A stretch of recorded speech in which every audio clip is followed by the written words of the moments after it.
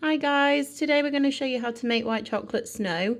We're doing this in a real-time video so that you can see exactly how to make the snow without lacking confidence in how long everything should take. Enjoy! Hi everybody. I asked on my Instagram stories a little bit earlier if anybody would be interested in seeing how to make white chocolate snow, soil, whatever you want to call it. It's quite good for sort of garnishing desserts. You might see it in fancy restaurants, but it's really, really easy to make. So I'm going to show you how. So I'm just going to talk you through the little bits that I've got here. So in here we've just got just regular caster sugar. We've got white chocolate. I've just got some normal tap water here, just cold. A digital thermometer. So this I just got from like Macro, I think. It can do either, like you can prod it into meat.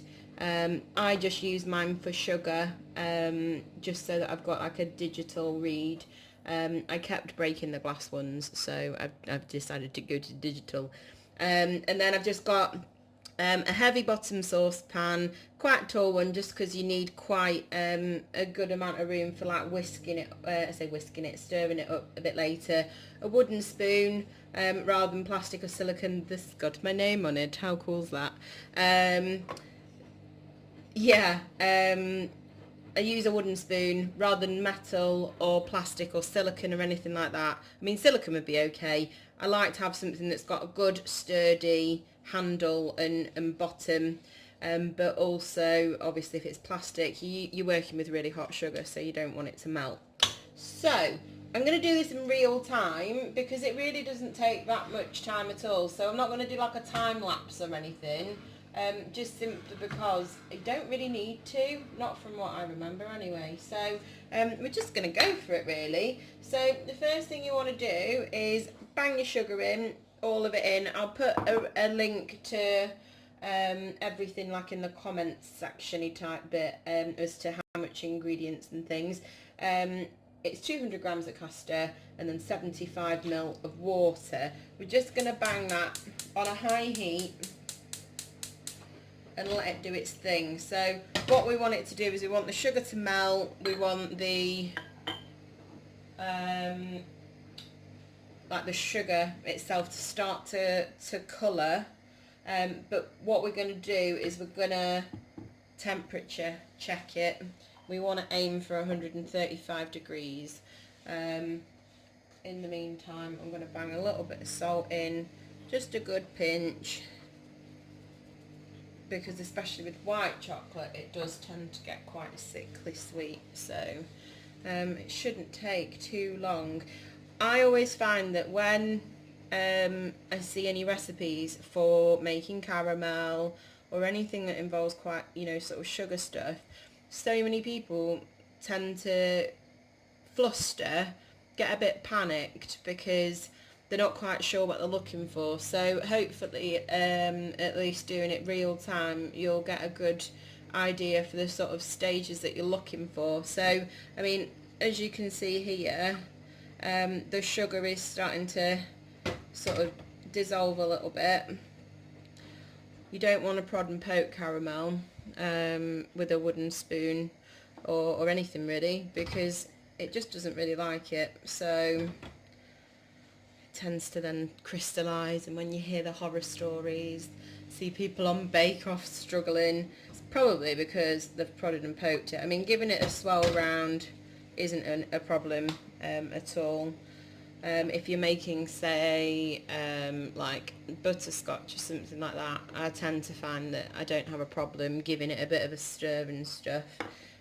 So what we're looking for this to do is sort of start bubbling almost quite volcanically, and what that's doing is dissolving that sugar, caramelizing it slightly, and then we'll get the old digital thermometer out and see how long it'll take from there. As I say, we're looking for 135 degrees. So once it comes up, you can see now that, let me just adjust this slightly, you should start to see it bubbling quite manically.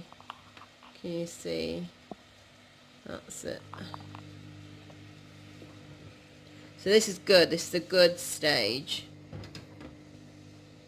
Give it a little swell.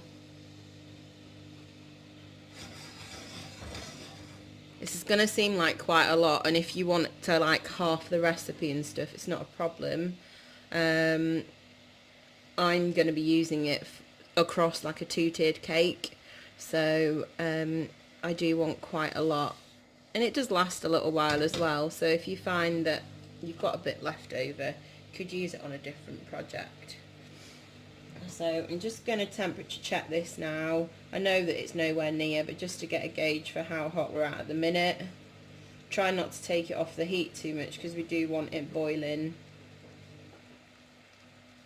So we're 73, there or thereabouts. Let's drop that down. So it's about halfway there. So can you see now it's starting to look quite angry in the bubbles that it's making. I'm sorry, the light's a little bit rubbish. The sun's coming through the window a bit funny. Yeah, it's quite angry looking. You might not be able to tell on the camera either, but it still looks quite transparent and clear. It hasn't really started to colour yet. But we've probably been on the go with this for maybe, 2 minutes?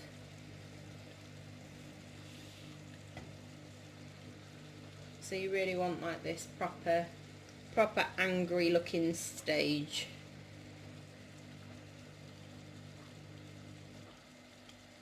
Just see what we're reading at now.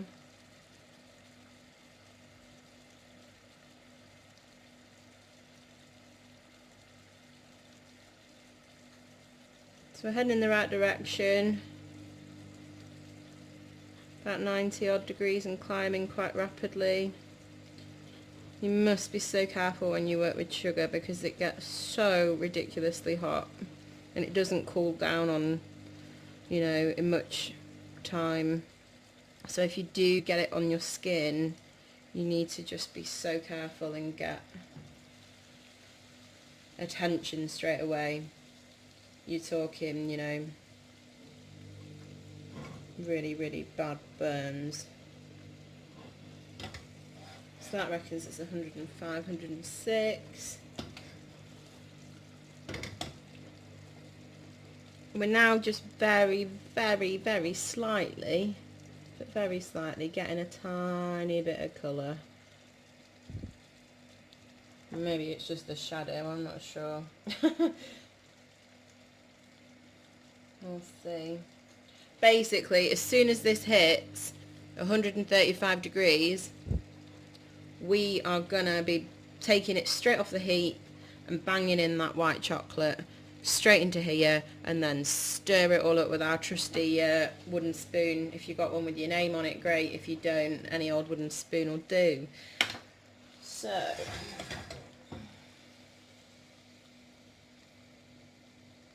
can't be far off now.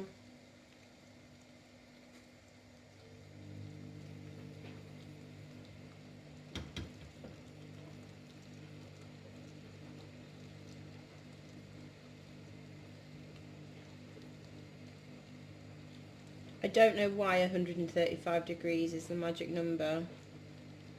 I have no idea, if I'm perfectly honest. I've got this recipe. I think it's a Heston Blumenthal recipe. So if he reckons that's the magic number, then that's what I'm going with, ma'am.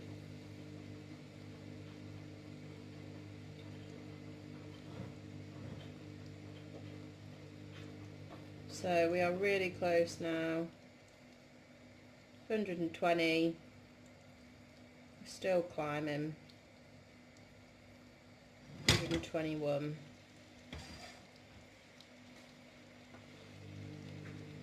So because I'm using quite a big pan, you can see obviously I'm tilting it just to take the read, just so that I'm not taking the temperature from the bottom of the saucepan, which might not be the most accurate.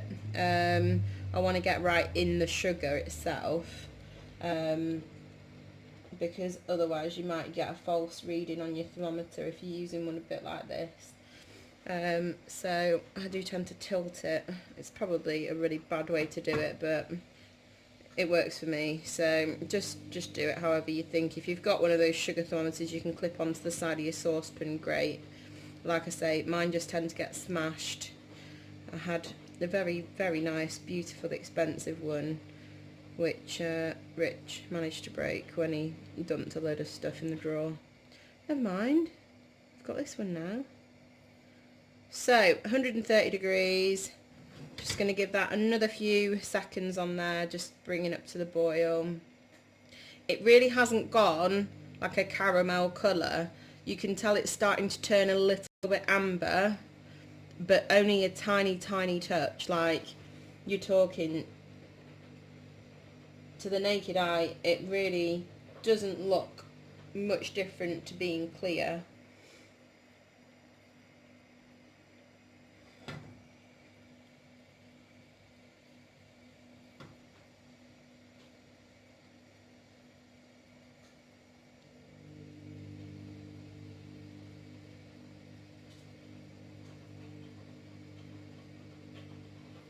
Right, we are there. So I'm taking that straight off the heat, not going to put it back on.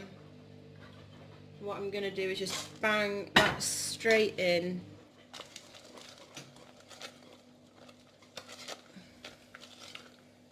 Bang the chocolate in right away. And can you see, like magic, just turns into this amazing... can you hear that?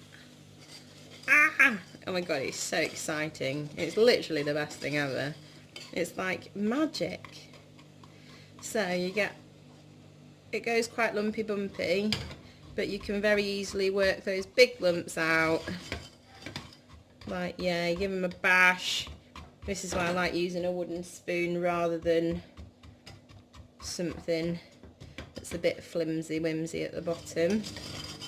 And there we have it. If you like this video, guys, then please give it a thumbs up and hit subscribe. It's my first one, so any comments below would be greatly appreciated. Thanks for watching.